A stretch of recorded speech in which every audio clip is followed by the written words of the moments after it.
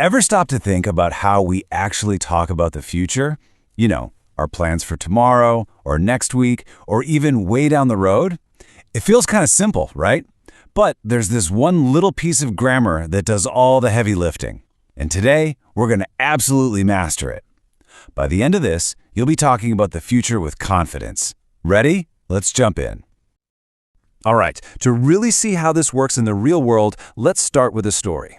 We're going to follow a guy named Ali and take a peek at his super busy schedule for tomorrow. Now, as I'm telling you about his day, I want you to listen really closely. Pay attention to how we talk about his plans. There's a clue hidden in there. So, Ollie's day is going to start bright and early. First thing, he will wake up at 6 o'clock. Then, he will eat breakfast with his family. And right after that, he will go to school. A pretty standard start to the day, right? Okay, so he's at school, and once he's there, things really get moving. Ali will meet up with his friends, and it's a pretty important day because they will study together for a big math test. So, they've got their work cut out for them.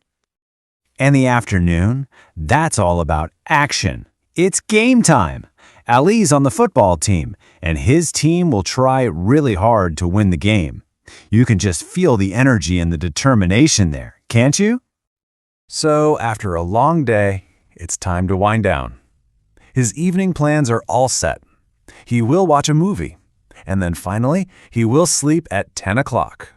Phew, what a jam-packed day for Ali, all planned out. Okay, so we just walked through Ollie's entire day, from the moment he wakes up to the moment he goes to sleep. Now, did you catch it? Did you notice that little pattern, that one word that showed up again and again and again in every single one of his plans?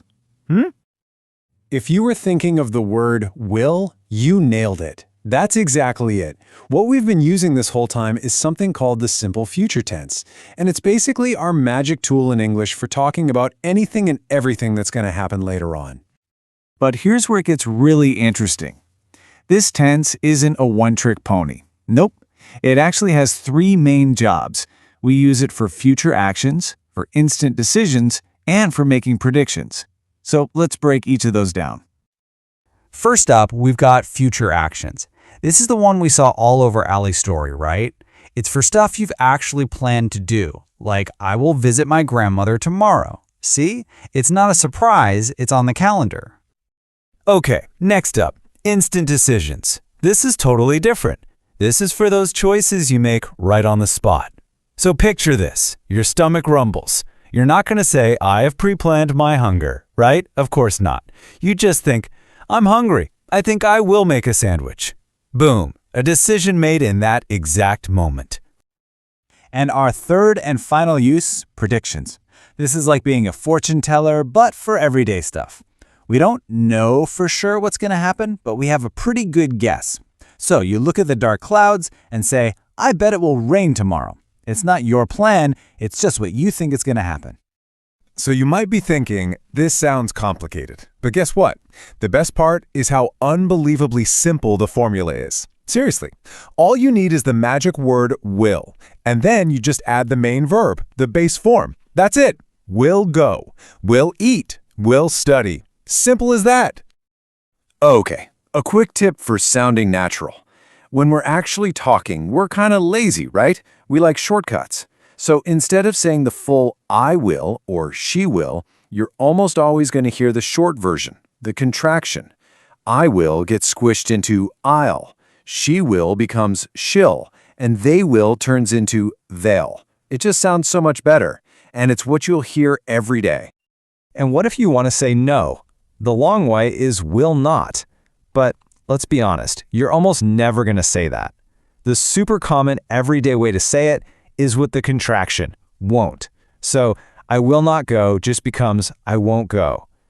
Trust me, won't is your best friend for negative future plans.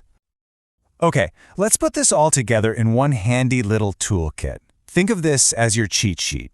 Look at how clean this is. For a positive sentence, it's subject, then will, then the verb. She will read a book. Easy. For a negative, you just swap in won't. She won't read a book. And for a question, you just take that will and pop it right at the beginning. Will she read a book? That's the whole system, right there. It works every single time. Let's just zoom in on asking questions for a second, because it's so easy it's crazy. It's a simple 3-step dance. Step 1, start with will. Step 2, throw in your subject. Step 3, add the verb. That's all there is to it. The statement "he will go" flips right into the question, will he go? So simple. And there you have it, the simple future tense. Not so scary after all, right? It's all broken down.